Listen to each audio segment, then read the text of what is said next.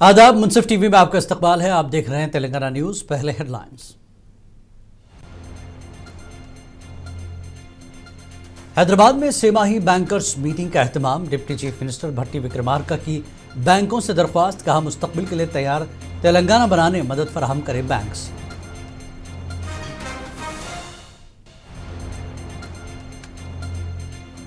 शहरी तरक्की के वज़रा की रीजनल मीटिंग में वज़ीर आला रेवंत रेड्डी की शिरकत। हैदराबाद के लिए अहम मंसूबों को मंजूर करने मरकज से की अपील।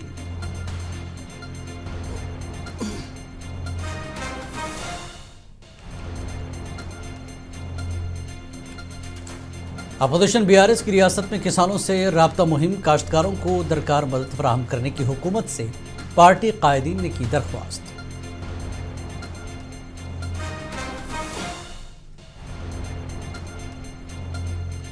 हैदराबाद की मशहूर होटल्स पर आईटी के धावे। करोड़ों रुपए की मुबैना टैक्स चोरी की तहकीकात। दफातर और रिहायशगाहों पर भी ली जा रही है तलाशी।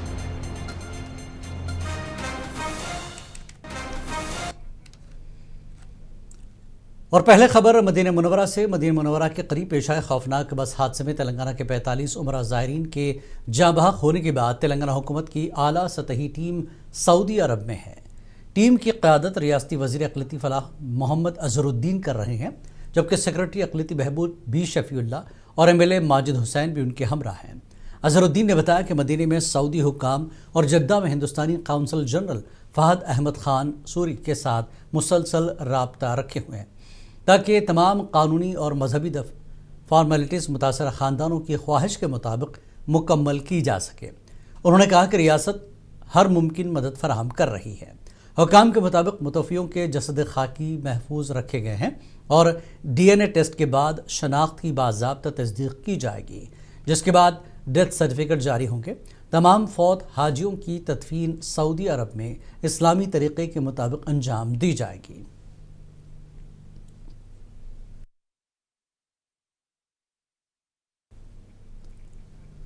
मदीना में पेश आए बस हादसे के बाद जाँ बहक अफराद के रिश्तेदारों ने हैदराबाद हज हाउस में मुबैना तौर पर अदम ताउन पर शदीद नाराज़गी का इजहार किया।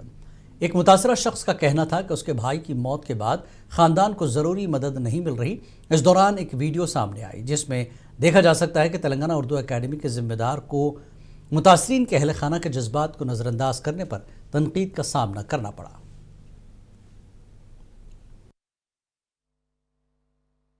18 मेंबर्स में दो मेरे परिवार के मेंबर है। एक मेरे ब्रदर के वाइफ और उनका सन है, बेटा है। दोनों को भेजते बोले। अब मेरे भाई का पासपोर्ट रिन्यूअल के लिए आप पासपोर्ट ऑफिस में वेट कर रहे, सुबह से वेट कर रहे।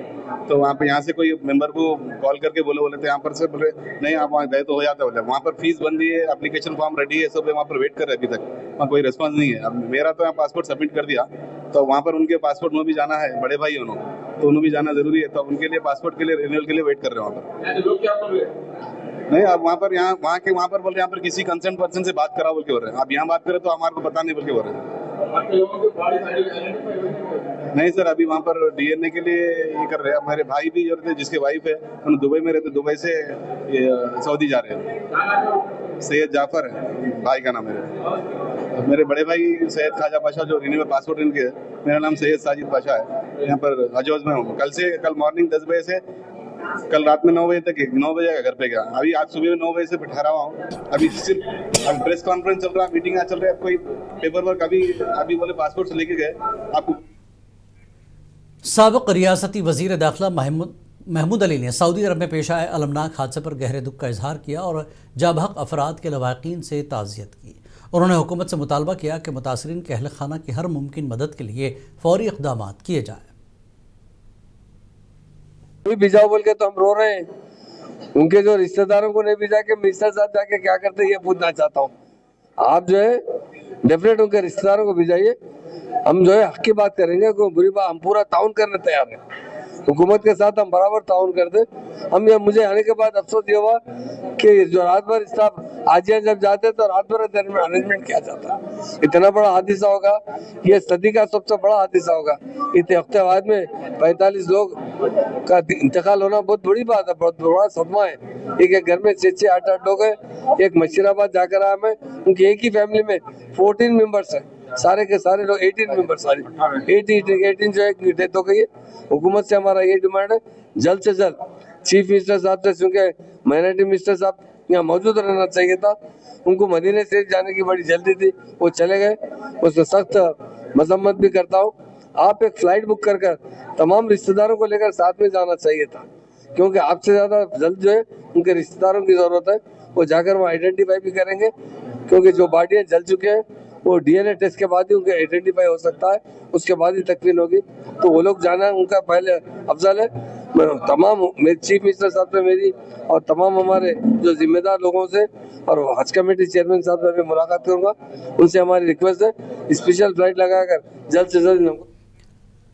बीआरएस के वर्किंग प्रेसिडेंट केटीआर की हिदायत और साबिक deputy chief minister Mahmood Ali की रहनुमाई में बीआरएस के अक़लियती कायदीन का एक वफ्द सऊदी अरब के लिए रवाना हो गया। इस वफ्द में मोहम्मद मसीहुल्लाह खान साबिक चेयरमैन वक्फ बोर्ड और Mohammad Azam Ali general secretary greater Hyderabad BRS शामिल हैं। ये दोनों आज शाम 5:20 पर सऊदी अरब के लिए रवाना हुए।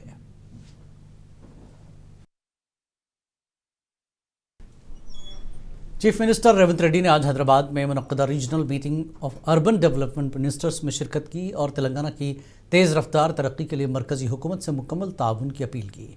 इस अहम इजलास की सदारत मरकजी वज़ीर housing and urban development Manohar Lal Khattar ने की। वज़ीर आला ने मरकज़ से मुतालबा किया कि मूसा नदी को खूबसूरत बनाने, मेट्रो रेल फ़ेज़ 2 को, गोदावरी के पानी की लिफ्ट स्कीम और रीजनल रिंग रोड जैसे अहम प्रोजेक्ट्स को फौरी मंजूरी दी जाए। इस दौरान मरकज़ी वज़ीर मनोहर लाल खट्टर ने इजलास में ऐलान किया कि मरकज़ हैदराबाद मेट्रो में अपनी शमूलियत को मुकम्मल करेगा और हुकूमत तेलंगाना की जानिब से रुकावटें दूर करने पर वज़ीर आला का शुक्रिया अदा किया। उन्होंने मूसी रिवर फ्रंट डेवलपमेंट और सफाई के मनसूबों के लिए भी मुकम्मल ताउन का यकीन दिलाया।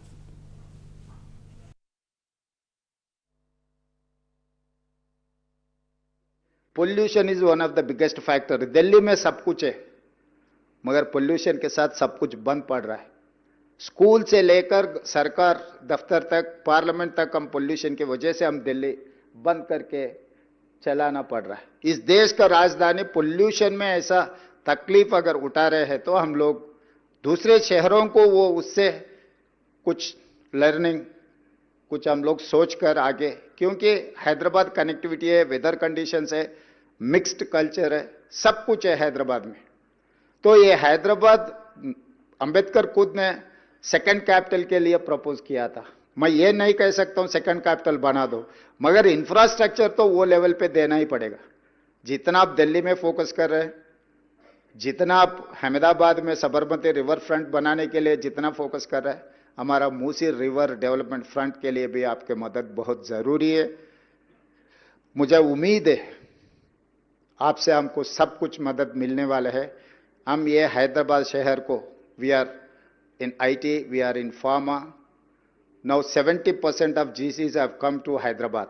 Why? Because of my infrastructure, because of my working culture, because of knowledge hub, educational institutes like ISB, like Nalsar, Law University, IIT Hyderabad. I have 175 engineering colleges. Every year I'm producing almost 110,000 engineering students from my state. My people are working in Silicon Valley.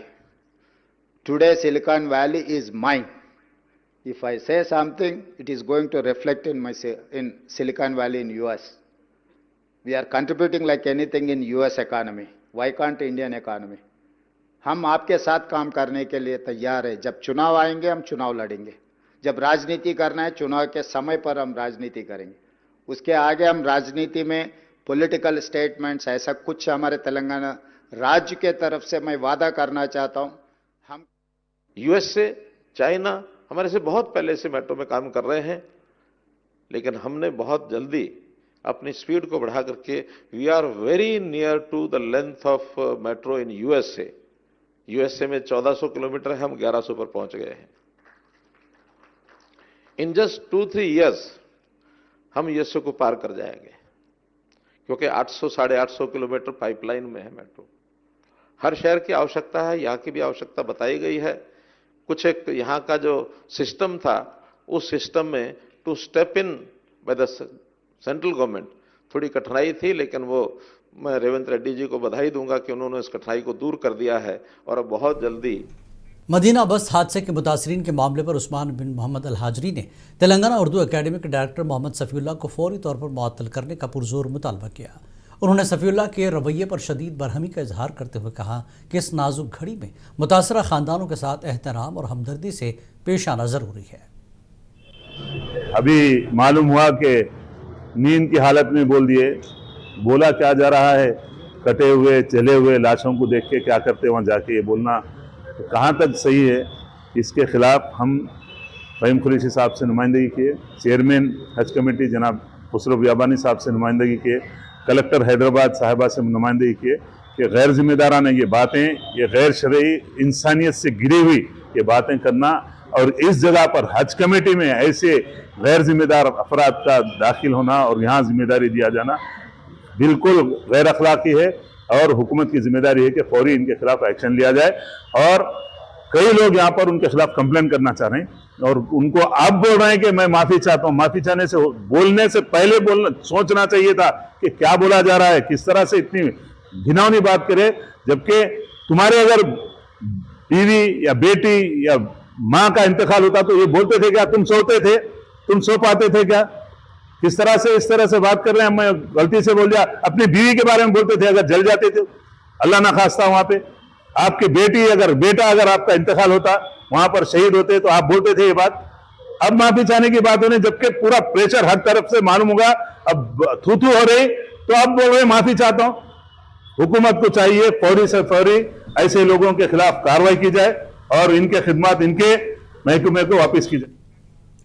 Saudi अरब बस हादसा उम्रे में जिंदा बचाने वाला तन्हा शख्स जिंदगी की जंग लड़ रहा है। 24 साला मोहम्मद अब्दुल शोएब ने इस हादसे में अपने वालिदैन को खो दिया है। इनके कज़न ने मीडिया को बताया कि शोएब अपने साथ ससुराली रिश्तेदारों के साथ सफ़र कर रहे थे और हादसे के चंद लम्हों बाद ड्राइवर के साथ बस से कूद गए।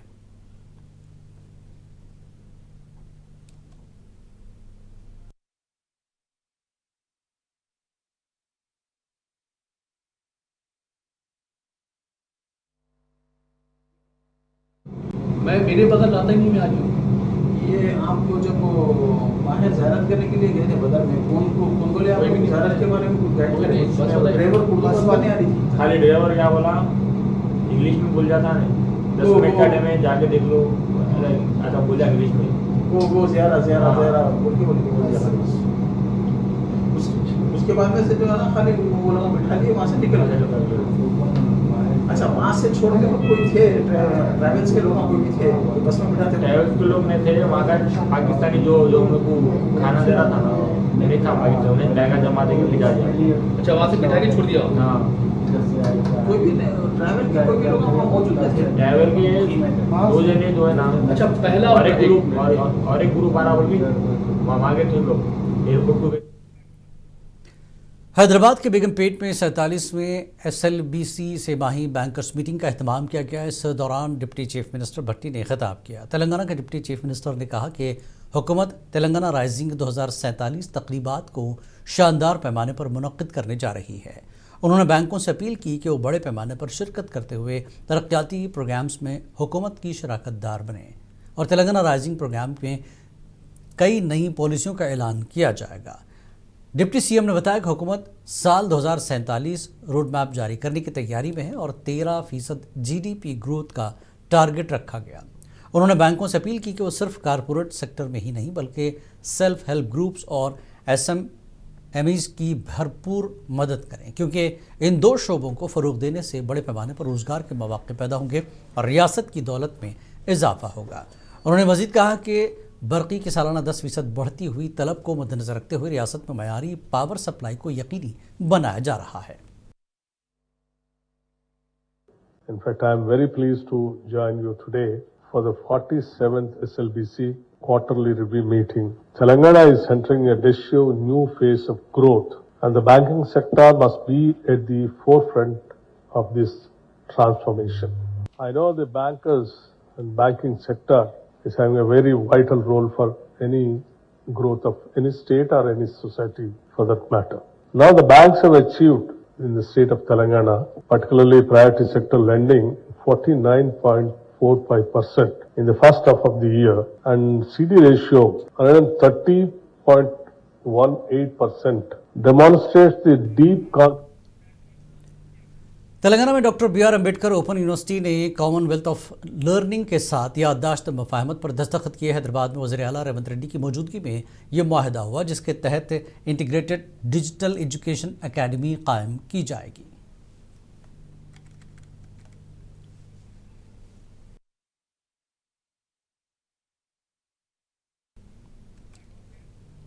तेलंगाना हुकूमत ने ख़वातीन को माशी तौर पर मजबूत बनाने के अपने हदफ की समत एक और बड़ा कदम उठाया है। वज़ीर आला रेवंत रेड्डी की क़यादत में रियासत ने मुल्क में पहली मरतबा मुनफर्द प्रोग्राम शुरू किया। सेल्फ हेल्प ग्रुप्स की ख़वातीन के ग्रुपों को बसों की मिल्कियत देने का नज़्म किया गया है। इस स्कीम के तहत हर ख़वातीन ग्रुप को एक बस अलॉट की जा रही है, जिस पर माहाना 69,000 रुपये किराया दिया जाएगा।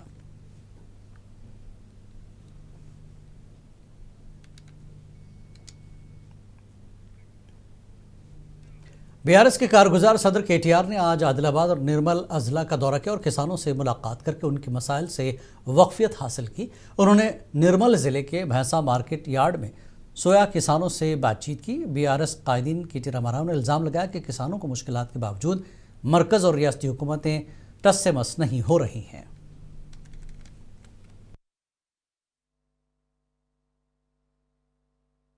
ప్రజా సమస్యల పరిష్కారానికి, రైతుల సమస్యల పరిష్కారానికి పోరాటం తప్ప వేరే మార్గం లేదు.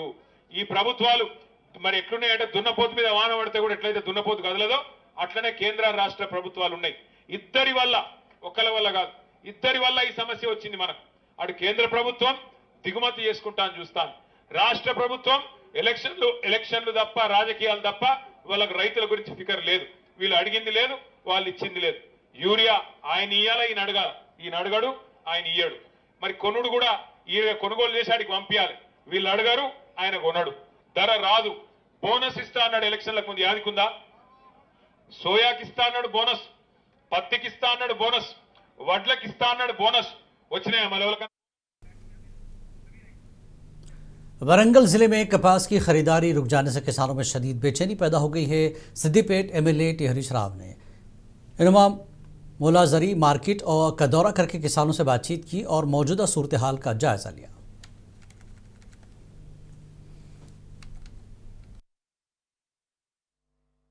కేంద్ర రాష్ట్ర ప్రభుత్వాల నిర్లక్ష్యం వల్ల ఇలా బీజేపీ యొక్క తప్పుడు విధానాల వల్ల तेलंगाना के director general of prisons doctor Somaiya Mishra ने ज़िला खम्मम जेल का दौरा किया। उन्होंने यहां कैदियों के लिए शहद की मक्खियों की अफजाइश के मुनफरद तरबियती प्रोग्राम का इफ्तिताह किया। इस मौके पर IG prisons Murali Babu, DIG prisons Warangal range M Sampath और दीगर मौजूद थे।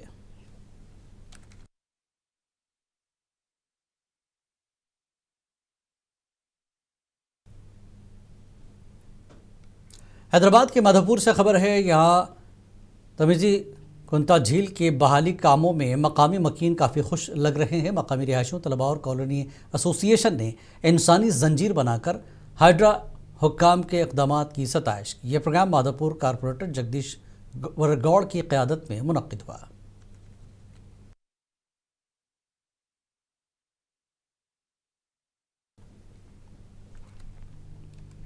रियासत के डीजीपी शिवधर रेड्डी की हिदायत के मुताबिक सड़क हादसा की रोकथाम के लिए मुहिम जारी है। रोड सेफ्टी के एहसास को बढ़ाने के लिए आज ट्रैफिक पुलिस ने महबूब नगर टाउन में ऑटो ड्राइवर्स के लिए एक खुसूसी बेदारी प्रोग्राम मुनक़्क़िद किया।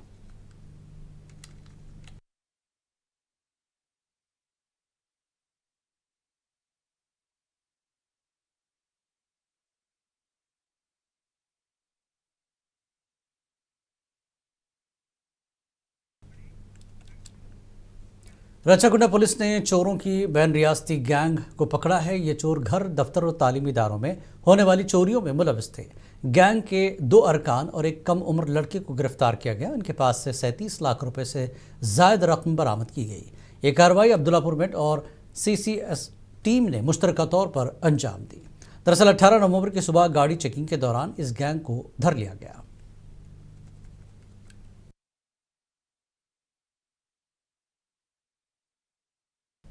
हैदराबाद में इनकम टैक्स डिपार्टमेंट ने बड़ी कार्रवाइयां की हैं।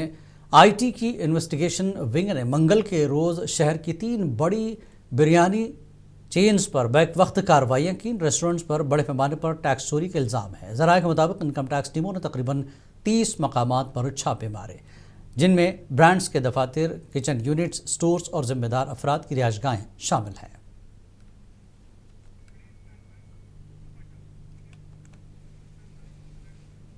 तेलंगाना हज कमेटी के चेयरमैन खुसरो पाशा ने एक बड़ा अहम ऐलान किया है। मदीना में हुए उम्रा ज़ायरीन के हादसे के मुताल्लिकीन यानी 38 मुताल्लिकीन लवाकीन को सऊदी अरब ले जाया जा रहा है।